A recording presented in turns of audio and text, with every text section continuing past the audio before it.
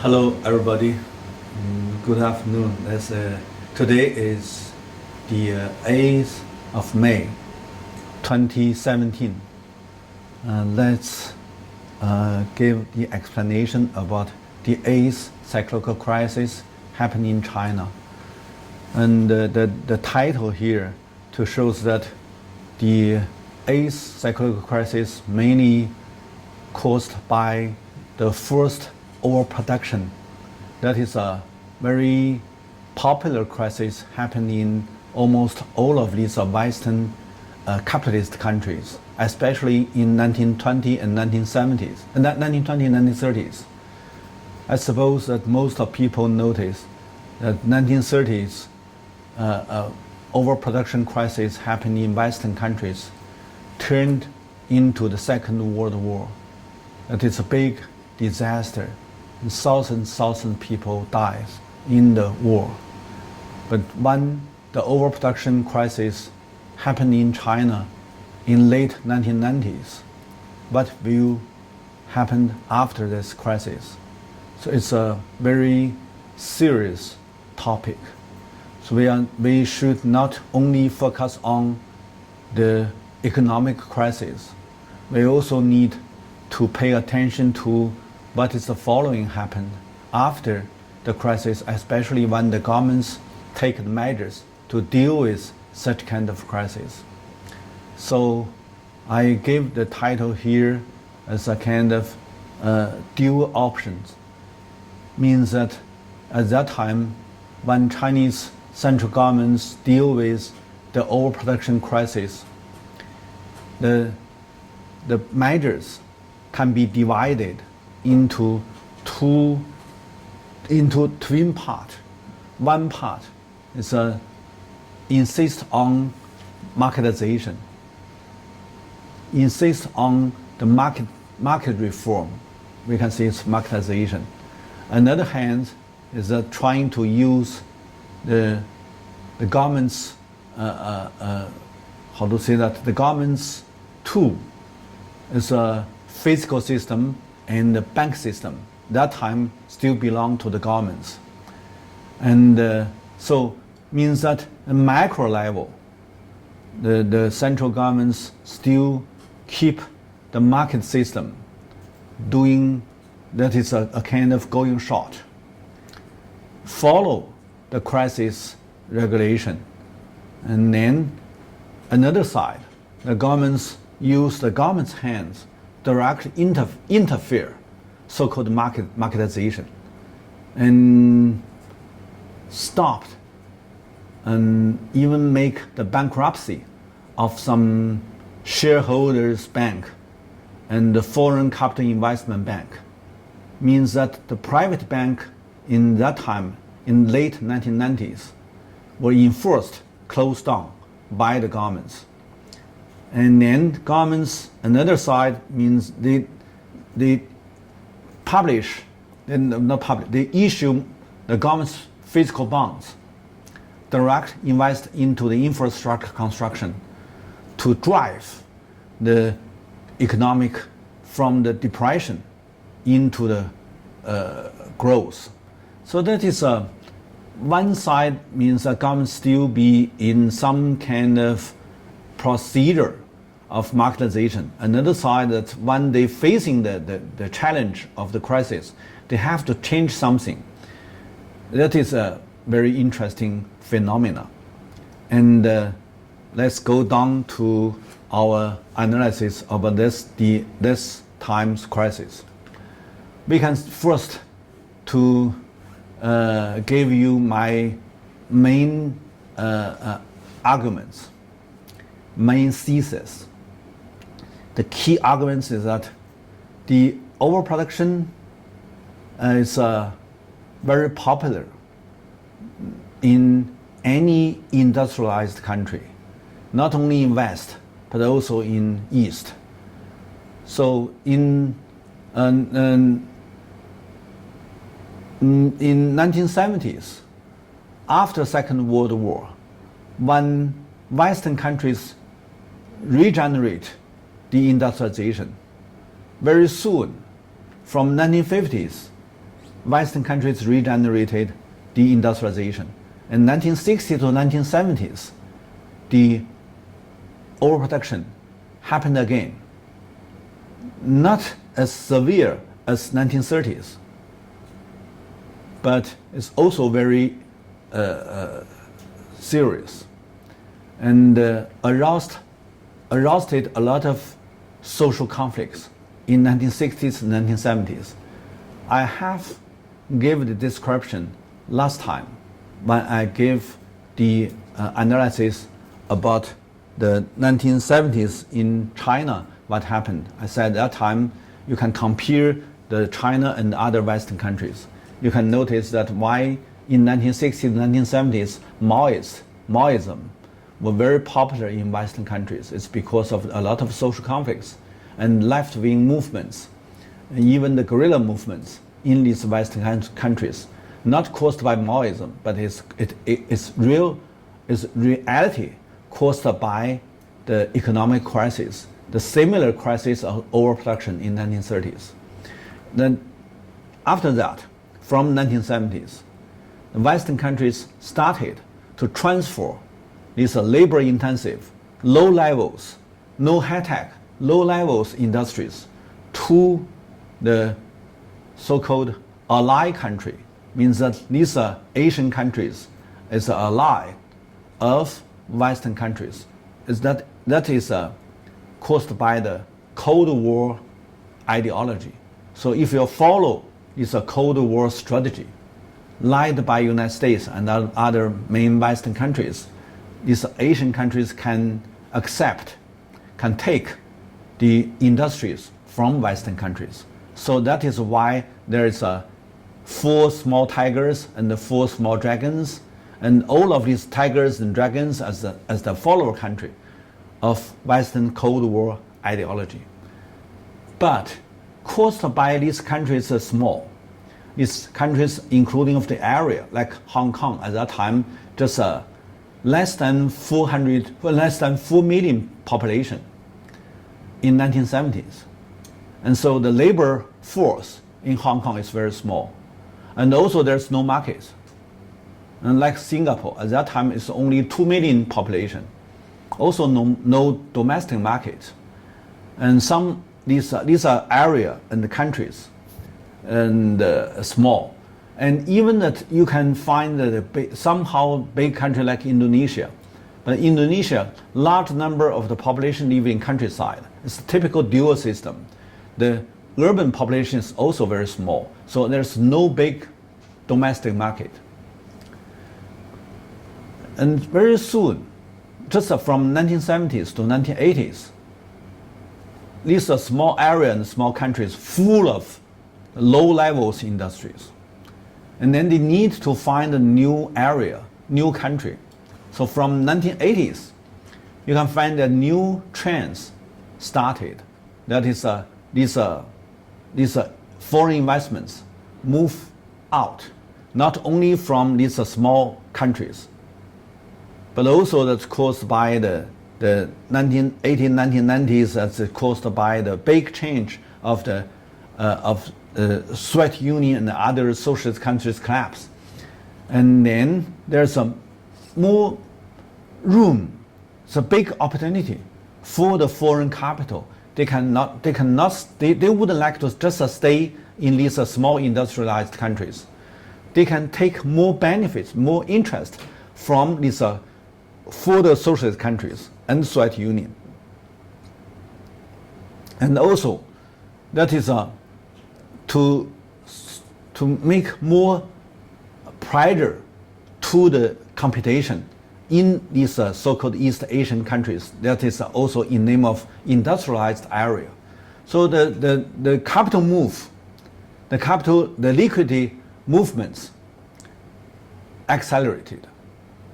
So that is a new trend in late 1980s and early 1990s. The capital flow became more and more popular phenomena in these East Asian countries. So capital flow at that time, few countries in East Asia noticed that they need to give a kind of control. So capital flow in 1990s became a key concept of globalization. So since last time I talked about 1990s crisis in China, I gave the explanation about how the WTO taking place in the year 1994 and 1995, and how that is NAFTA and the EU taking place in 1990s. It's all because of that they put originally, if you want the capital free flow in and out, that it's very difficult to negotiate to different countries. But in 1990s, because the capital flow became very popular new trends in the world, so WTO emerging out as a kind of new international organization. And because WTO, the main change of WTO, that is the Uruguay round, cannot solve the problem of capital flow, the free enter and the free retreat. But when they set up WTO, almost all of this negotiation just gave up. And then capital flow became a kind of popular concept. Every member country take this concept, and then WTO taking place. So caused by the capital flow, immediately there is a new, very serious international crisis happened. That is the East Asian financial turmoil. So, but no matter what happened outside China, inside, China started to acknowledge market system as a kind of new goal of reform, of Chinese economic reform. That is in the year 1992 by the 14th Party Congress. So the mainstream of the policy circle in China, no matter it's a policy think tank or just the policy officials, they all believe that marketization and globalization will be our future. So no matter what happened outside China, inside, the mainstream insists on their new goal, that is marketization and the globalization. So even in the 1997, in the summer of 1997, almost all of these East Asian industrialized small countries, not some countries not small like Indonesia and Malaysia, all have fallen into the financial trap, the crisis. But these big events taken by Chinese mainstream as a kind of events to push on the marketization of financial system means that the mainstream at that time not very clear to understand what happened in East Asian countries. Even there is, at that time, even there was the financial crisis. But in China, it's just a kind of events to push the financial reform to the market system. Just a kind of event. Help them to understand we need to going forward of the financial reform. The financial reform turned to the market system. So a lot of people outside of China, especially these scholars, when they do the analysis about East Asian financial turmoil, they think that China survived is because of China still have a capital control, and other countries all falling into the trap, financial crisis trap, is because of they have the system of capital flow is a free market system. So they still believe that at that time China still be a very strong control in the market system. No, at that time just China, I said it's a misunderstanding, because at that time mainstream in policy circle still insist on the released control. So that is when they facing the economic crisis, the mainstream policy circle didn't make the measures to slow down the marketization. So it's still very urgent to accelerate the marketization, especially the shareholder system and the privatization and the marketization and the globalization, whatever these stations, still be very, very important for the mainstream the policy circle. So that is a very interesting. And then, caused by the mainstream policy, China not only have had the economic crisis in 1998, but also had another depression that in China, the depression in name of deflation. So we said in Chinese policy circle, we said, okay, since 1998, we have a 4 years deflation. And they never said that we have a 4 years depression. So think about 1929 to 1993 in Western countries, when they have the overproduction crisis, they have a 4 years depression. At that time they said big depression. But in China, Chinese also had 4 years since 1998 to 2001. It's a 4 years depression, but not in name of depression. They said we have a 4 years deflation. So similar. That is a mainstream. But another side, because that when they encourage the state bank system going forward of marketization, and it's the bank system cannot carry out any government measures to deal with the financial crisis. And so the government's got to use the physical bonds, doubled increase the physical bonds, and then lead the bonds investments into the infrastructure construction in inland China. So that is not very clear to aware we got to use the government's hands to deal with the economic crisis. But fortunately, because of the bank cannot work, the government's got to use the fiscal system. And then fiscal system, the bonds investments, mainly carried out by SOE, state-owned enterprises.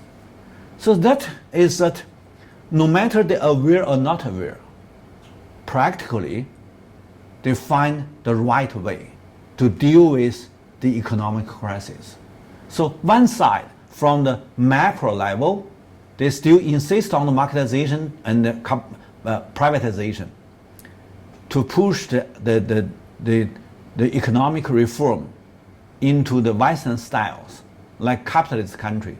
But another side is because of that all these reform just block the government's deal with economic crisis, and then they adopt the fiscal bonds investments. And then fiscal bonds investments solve the problem, stabilize the economic growth. Even they have a 4 years depression, but still have 7% of the GDP annual growth. So at that time they said above the 7, less than 8. So originally they have a 9% of GDP growth annually. And then from 1998, caused by the East Asian financial turmoil, they have a 7%. So decreased, but not so bad. So that is that time. We must understand these are two options. Which one governments choose? As I understanding, government choose the market system. But fortunately, they still have the physical investments. And then, practically speaking, and finally, because that most of these investments cannot invest into the coastal area, because the coastal area at that time facing the overseas demand decreased. So they don't need so many investments. So large number of the investments into the inland, and especially the Western China development and Northeast traditional industrial base regeneration and Middle China rising. These are regional investments to make these low levels, these backward area like Western China and Middle China did have a big opportunity for improve their economic situation. So they grow up more faster. So then, after these 4 years, since the new century, the regional gap rebalanced.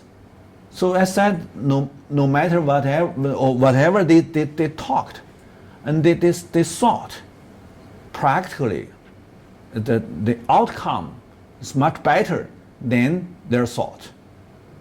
So that is a practical outcome. So that is we need to understand. That is my arguments. And let's go to the first part of this lecture, the background analysis. I have mentioned that in 1990s, because of the overproduction happening after Second World War in Western countries, so they transfer out the physical productions, especially low levels, labor-intensive production, into developing countries. And then they try to maintain the high-tech and or machinery industries. But after 1980s and 1990s, large number of the machinery industries also transfer out. So the Western countries upgrade their economy from physical industries into the financial sectors. So the financial capitalization or the financial capitalism became a kind of new trends, or even new phase of the capitalist era, of the capitalist history.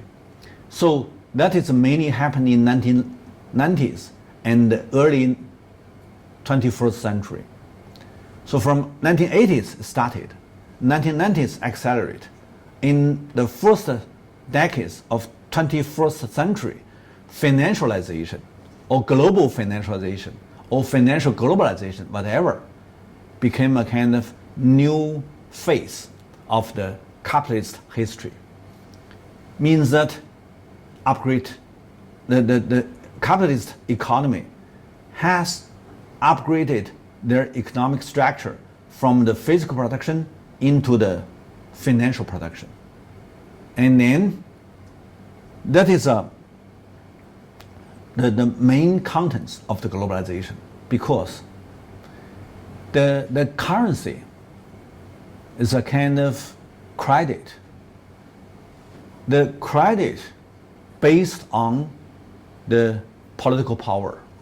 So this polar uni-power after Soviet Union collapse, this polar power, only one, that is the United States.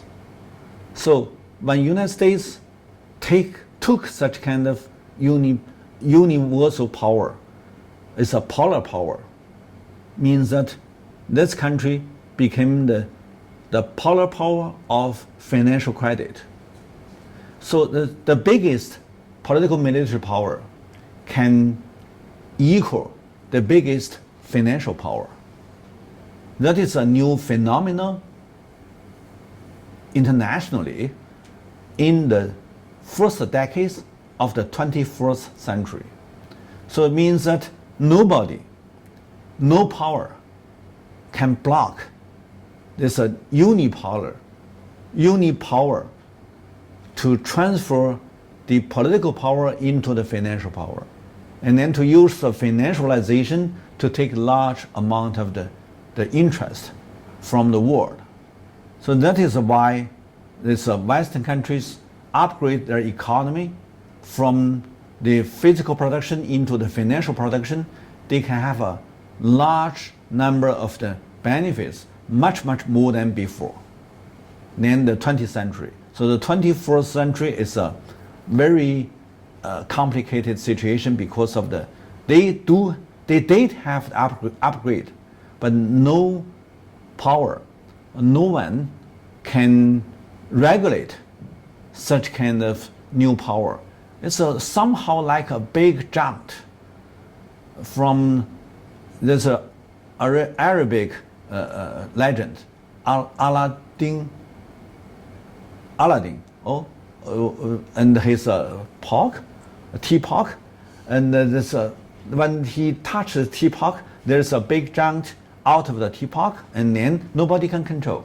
So that is a similar story in the 21st century. It's a kind of financial junk.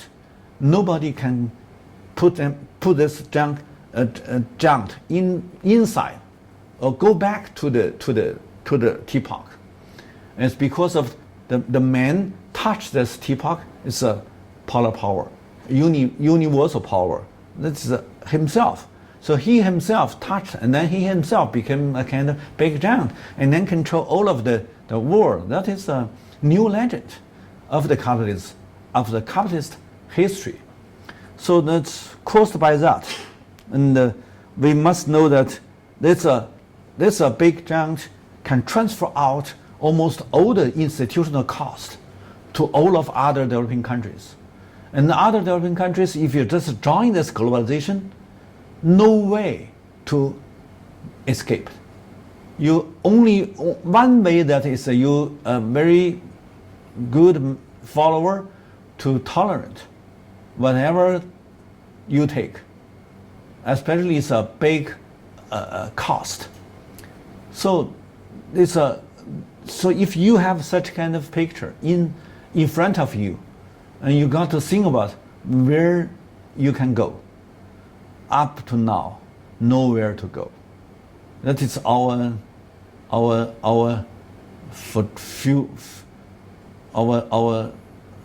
faith. It's unthinkable. And but we need to know that how such kind of phenomena happened. And originally, when we talk about the Soviet Union collapse, we said this, the war, this after Second World War, this world can have a kind of terror balance. It's because both of these are two big guys, all control very big nuclear power. They can destroy the globe many times. So that is a terror balance controlled by these two, with a twin head power they can control. But one head vanished, and then nobody can, there's no terror balance. So there's only one polar power. So this they don't need have such kind of so-called priority advantage. So it's United States as a big power, as a unipower, release control of the military information system construction. That many high-tech in such kind of programs, and then release control, make this high-tech into the market, and then to be the industries. So this is a big chance for almost all of these venture investments company. So they just follow this new policy, and then invest into the high-tech industries. That is in 1990s. But it also means that they can take large amount of benefits because it's a good chance for free riding.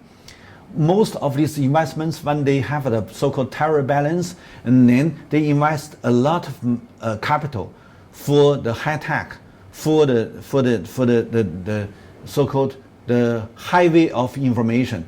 Many things invest, and then all became the sunk cost.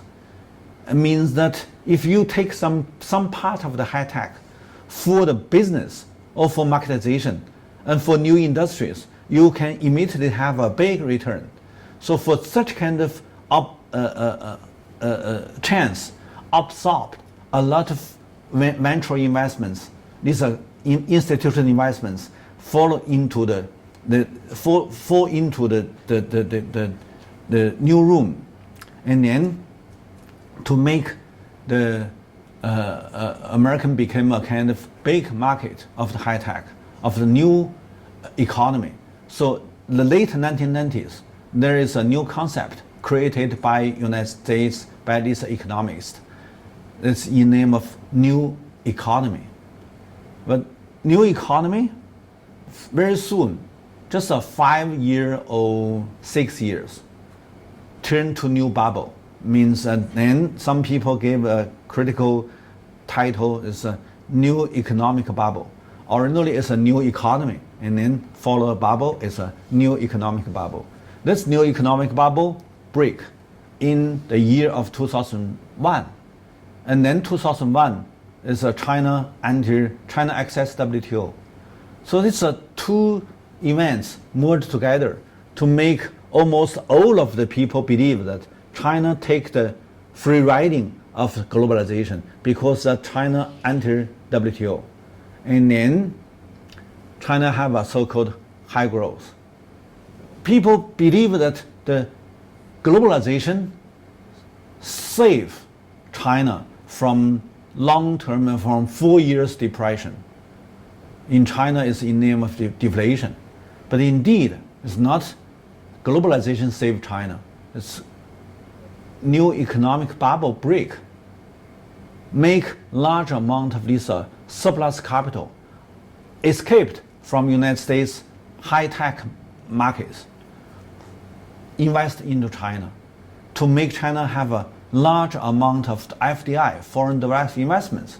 That's because of foreign capital flow into China and then to have some high growth again.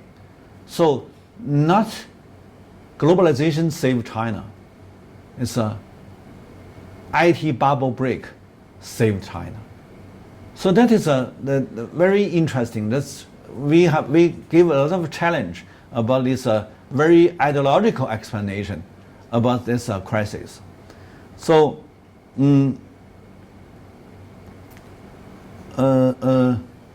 this one is a background of it's an international background.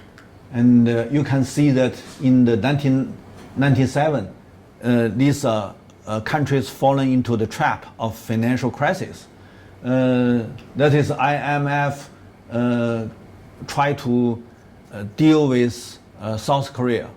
And you know that at that time, the worldwide scholars, nobody understand why there is a so-called financial crisis happening in this newly industrialized area, East Asian area.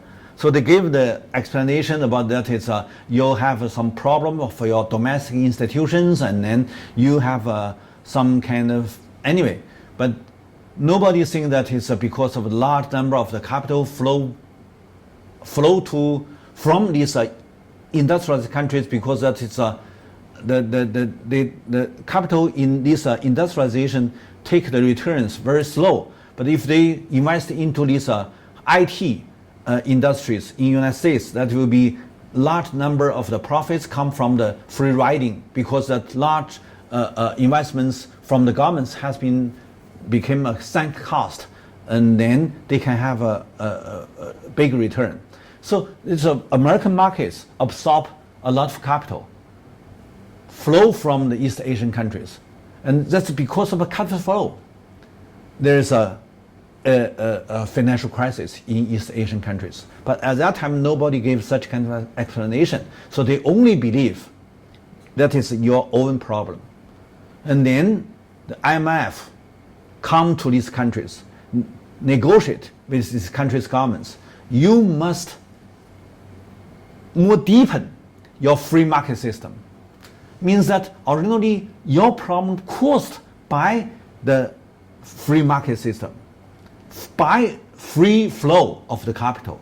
And then IMF and the World Bank come here and then push them to deepen their reform for the market, for the marketization, for the free flow of this financial capital. Certainly make a lot of social campaign. So this South Asia, that is no, that is South Korea, and people lost their job, so they want to renegotiate with the IMF agreements, and they said I'm fired means IMF means I'm fired again. So these are people they crowded in front of the bank, want to take their money back, but the bank has no liquidity. So this bank got to close, and then as Hong Kong means that also attacked by these venture investments, and then there's so many crises happen in these areas, and then to make at that time in 1990s, the China just try to accelerate the globalization, mainly rely on the overseas demand to drive the economic growth. But when these countries all have the crisis, the overseas demand large amount decline, so decreased. And then there is no overseas demand increment, so the Chinese GDP growth downgrade. So these are the background of East Asian crisis. And then look at this Asian equity market. And all from the summer of 1997 decreased. And so these are the Hong Kong stock market, Philippines, and Indonesia, Singapore, and Thailand. Most of these countries' financial markets decreased, and a lot of people suicide as investors failed. And here's the GDP. You can see that Indonesia downgrade, and China also. So Hong Kong a little bit early, little bit bigger than China, but not so serious. Indonesia is Thailand, and these East Asian countries all have a very big decrease.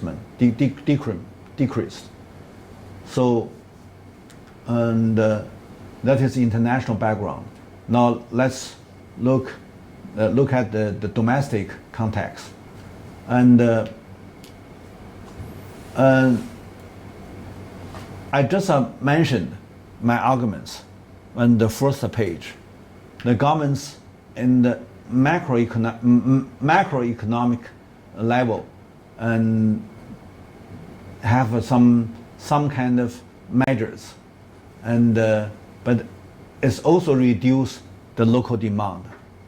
So we should know that the overseas demand and local demand at that time all decreased, and inside of China, because of the 1990s, the Chinese want to accelerate the market system, and they have several measures trying to deal with the inflation in the mid 1990s.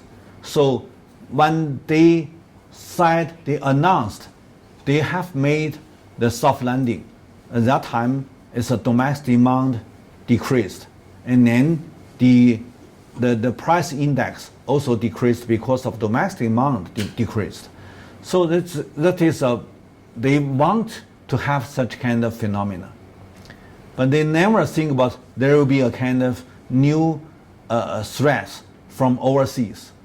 So when the 1996 to 1997, and caused by 1994, the high inflation is more than 20% high inflation. So they have 3 years trying to reduce the inflation. So they have a so-called soft landing. But indeed, it's hard landing.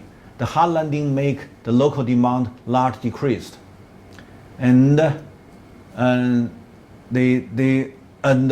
large decrease, and also caused by the domestic bank all have a lot of bad loans. So these are very complicated. The local situation make China going forward to the domestic crisis in late 1990s.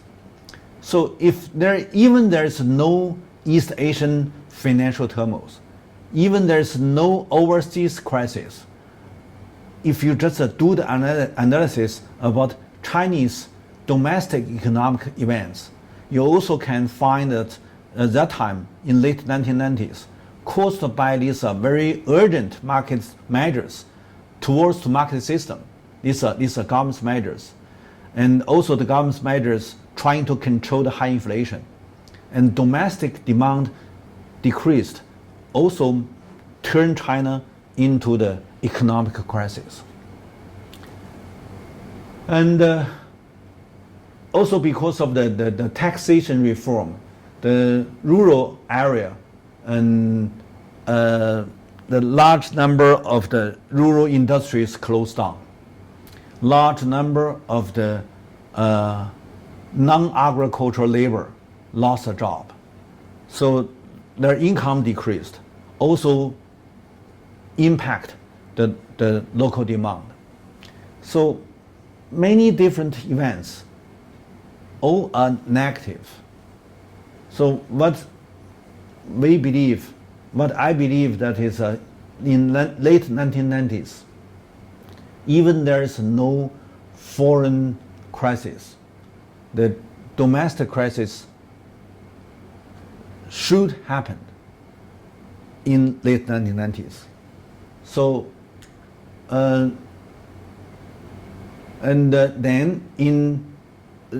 nowadays people believe that the late 1990s Chinese crisis happened caused by East Asian financial turmoil. We can still acknowledge, we can still take such kind of concept, such kind of idea, but we need to do more deepened analysis about such kind of crisis happen. This is a crisis by two events. One is overseas, another is domestic.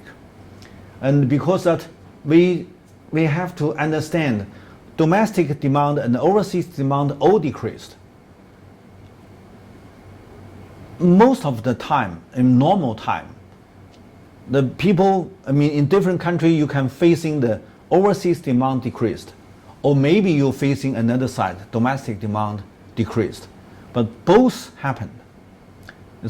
Must be very bad situation.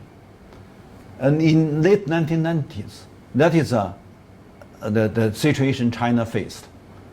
So when they accelerate the marketization and the globalization, when they accelerate privatization and push the state-owned enterprises into the markets, whatever they did in late 1990s, all are what they think is right. So they want the Chinese economy as a Western economic system. Marketization, privatization, and the globalization, whatever. At that time, they are not very clear to aware these measures. It's make China have a very serious danger.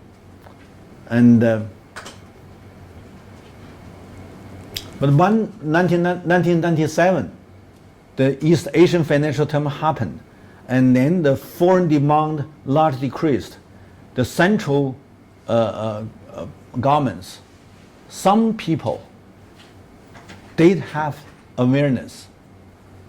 And I remember that time the Vice Premier Li Lanqing, in the early 1998, I remember that's the January, he wrote a letter to the chairman of Jiang Zemin to indicate that the overseas demand will be large decreased.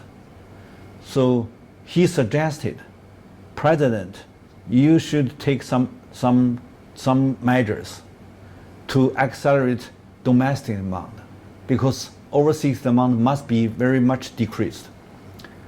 And then Jiang, as a president, take his responsibility and then gave this letter to the new premier.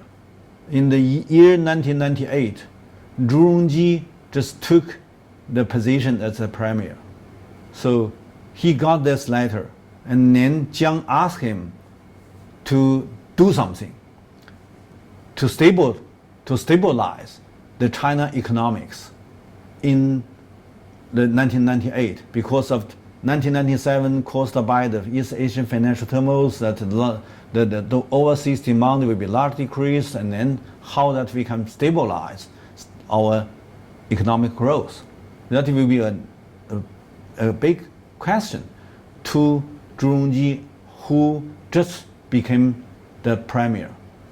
So certainly that is a kind of challenge. So Zhu Rongji immediately to organize these central government's economic departments. And I remember that time it's more than 20 to 30 key persons from all the economic departments, and have had a meeting together for almost 20 days or 30 days. I mean, it's a long meeting. And how can we do some measures to save our economy? Not so quick, not so depressed, so quick to fall into depression. So that they do something very serious. Even that the mainstream as a policy circle still insists on the privatization, marketization, globalization, liberalization, whatever these stations. But the politician, the political leader in China, when they have very practical threats from East Asian financial turmoils, they got to deal with. They got to have some measures. So that is we need to divide. The ideological propagandas and whatever. So if you are just a foreign scholar, you do your research, you read these documents, these newspapers, these whatever, they even have no any awareness about the real situation. What happened? But inside of these government's economic departments, they did have the instruction from the top leader, and then they started to do something. No one can have even the holiday, even the spring festival. They have no any day for their recreation. They just stay in the office, try to calculate how they adopt these measures to deal with. So that is we can say maybe that's caused by some kind of political regime. If you are a kind of official in this so-called liberalism country, you need to have your concern about your family, and then you got to go back. But these people concentrated in some hotel, and then for more than 20 days, you cannot go back to home. You must work in this room for the new policy and new measures. That is somehow not in the eyes of these foreign scholars, and they never think about that China can do things like this one. But it's truth. So and then they immediately understand, and both domestic demand and overseas demand decreased. The only one way is that Chinese economic growth only can be driven by investments. So we all need, there's a very popular description about economic growth. They said, okay, economic growth driven by three horses. One is mainly by domestic demand, and then combining by foreign demand, overseas demand, and investments. So means the main factor is domestic, and then helped by overseas demand and investments. But now the main factor decreased, and then also foreign demand decreased. Only one. So three horses, you lost two. You only have one horse, that is investments. And then when they are trying to start investments, they found that almost all of these banks have a large number of bad loans. You cannot use a bank to increase the investments into the infrastructure construction, especially. The infrastructure construction cannot have short time return. I mean, you invest into the Air Force or highway or fast speed train, whatever. 1 year, 2 years, 3 years, maybe 5 years, you cannot return. You cannot have enough return to cover your cost. So maybe 10 years. So most of these private sector, no such kind of ability to stand for more than 5 years or 10 years, have the returns to cover your cost. No, they want half year or maybe 1 month. Private want to have a very fast invest and then very fast to have return. So that is the difference. So only one sector is a state enterprises. State enterprises take the physical bonds as the investments, the capital, to invest into the infrastructure construction. Basically, especially when you have a kind of national strategy, try to accelerate the Western China's growth. And then no private sector want to do such kind of program because Western China, okay, far from the coastal area. If you transfer the commercial goods, you need to pay more cost. So nobody want to do that. Only one sector, that is state-owned enterprises.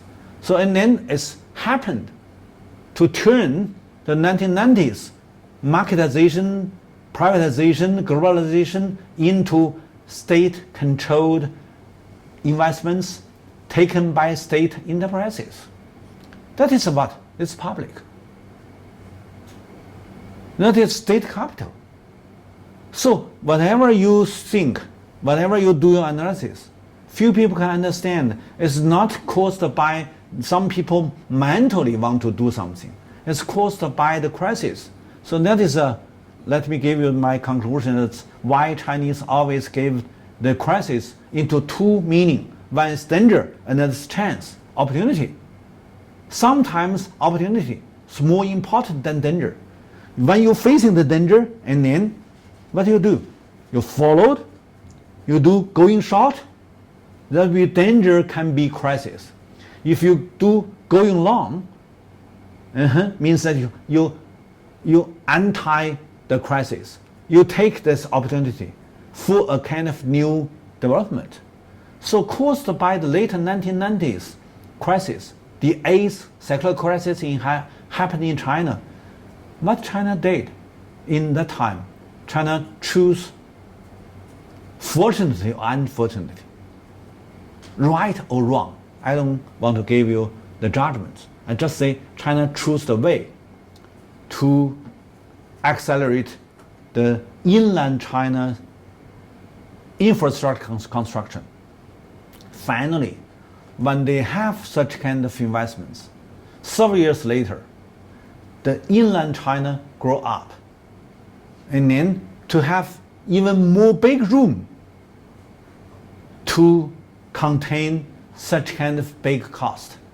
That is why late in the 9th crisis happened after the Wall Street financial crisis.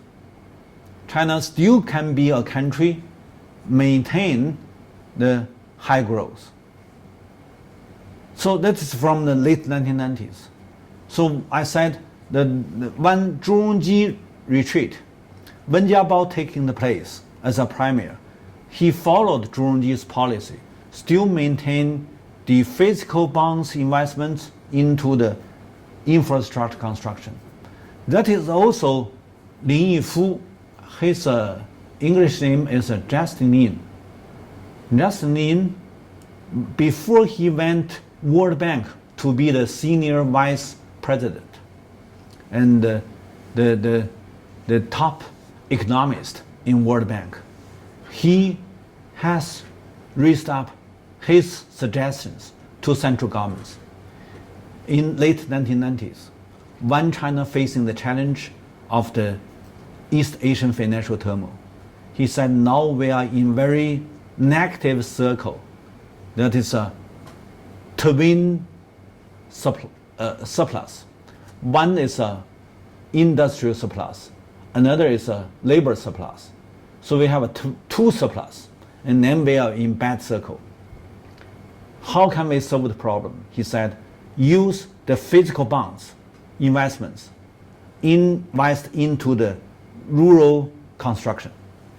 He said, new rural construction. Similar as Korean did in 1970s and 1980s. He said, we have a big room inland. We have a big room for contain the investments in rural area. So we can have a 20 years high growth. So he said, we don't need to worry about this crisis. So that is a suggestion. And he said, the only one we should take from overseas, that is Roosevelt New Deal. So we can have a Chinese version of the Roosevelt New Deal, like 1930s in United States. So whatever he talked, nowadays you can do your own judge. It's right or wrong. And after he came back from World Bank, he said, we can have another 20 years high growth because you have invested into this infrastructure construction, means that these areas, inland China, nowadays is better to absorb more investments. So he said, you don't need to worry about the inflation or deflation. You just do one thing, it's right. It's keep invest into inland. So Justin is an economist.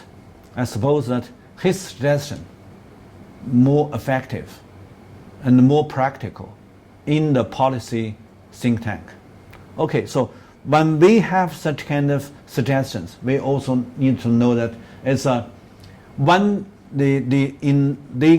they maintain, they insist on the privatization, marketization, the globalization, liberalization, whatever these decisions in 1990s. The outcome is very negative. In late 1990s, many factories collapsed or shut down, and a large number of workers lay off. So the total amount of workers out of job, especially SOE, state-owned enterprises in reform, they kick out 45 million workers. That is a second large of China since 1960s. The first large is 1960, when Soviet Union retreat. No investments, a lot of factories closed down, and large number of workers lay off. That is the first large number of unemployment. The second large is the late 1990s. So 40 years passed.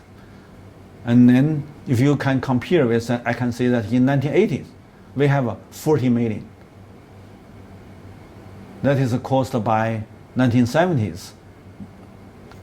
Take some foreign investments from Western countries, and then you have a big debt, and then you cannot keep your investments increment, and then large number of people have no job. And also because of this, educated youth come back to the urban area, so they also have no job. So put them together, it's 40 million. But this time, it's almost, you can see this is subjectively, not objectively, subjectively, you push them close these factories, and then to make these workers lay off. And then you ask these workers to buy off their social welfare, only several thousands. Several thousands means that maybe just several hundreds $100 or $1,000 or something like that. $1,000 or maybe less than $1,000. You buy off all the social welfare. You cannot imagine that by $1,000 can you set up the whole of your life of social welfare is almost impossible. But another side, let me give you my worry. Most of these foreign scholars cannot do the studies on such kind of phenomena because most of these 45 million workers, even they are out of job, but not calculated into the statistic books. So if you only have the ability to read the statistics, you have even no knowledge, no information about such kind of big events. It's very negative, but you have no information. And nominally, they are not out of the job. They, in Chinese, that is so-called 待岗, means waiting the career. Means you still have a position as a worker. In nominally, you have a job, but then practically, you have no job. And then every month you have a little money for your survive. Means that you can buy a little food. But you have no exactly the salary. You have little money. It's something like a pocket money. And even that some factories ask you every morning you need to come to your workshop, stay there, and read some documents or read something. That means that give you the chance for training. So they have so many titles, so many topics. And also the government still asks the bank, state bank, give the loan. That is a salary loan. Means that these factories not closed down. They still be there, alive, but no products. So many things happened in China in late 1990s. Not like East Asian countries when they have a financial collapse and then the factory closed down and all the workers go into the street and then they have fightings. Not like Western countries, not like these East Asian industrialized countries. It's a special Chinese system. They still control these factories. So the workers nominally not out of job. So you cannot just read the textbook, the statistic book, to know that maybe that these years the unemployment rate less than 6. But indeed, maybe it's half, maybe 40%, maybe anyway, it's much higher than almost all of these Western countries in new century. You know that in 2010 or 2011, Greece and Spain and whatever they have Italy, they have many people out of job. You can see that it's 20% or 15%, but it's all calculated into the stat books, and then you can easier to do your analysis. But you do the Chinese studies, you cannot have the data. So this data not exactly correct, but a lot of policy researcher, they talked about the total out of job, total waiting job, and total have pocket money, join the training programs, all put together, it's 45 million. You can now see their unemployment. So that is a very interesting research events. And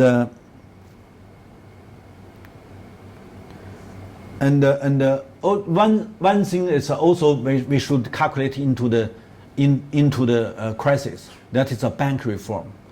And before 1997, the most of these big bank in China owned by the state, and the bad loan percentage 1/3. And that is in any Western system. If such kind of phenomena in any country under the Western system, only one outcome, going bankrupted. So the old Chinese bank at that time need to be bankrupted. And because the bad loan is much, much higher than the self-capital. You have your original self-capital, that is according to the Basel first, you need to have at least 8% of the physical capital in the bank. But if you have a 30% bad loan, means that's much, much higher than 80% of their capital, means that you go to bankrupted. So any bank lower than 8% must be bankrupted. But in China, few scholars overseas carried out the research on this very special events, how China deal with such kind of more serious financial crisis, much, much severe than any East Asian financial turmoil countries. Almost the same year, in 1997, all of these Asian countries, they fallen into the trap. All bank collapse. But how China deal with such kind of problems? Okay, let's give you an explanation after our break.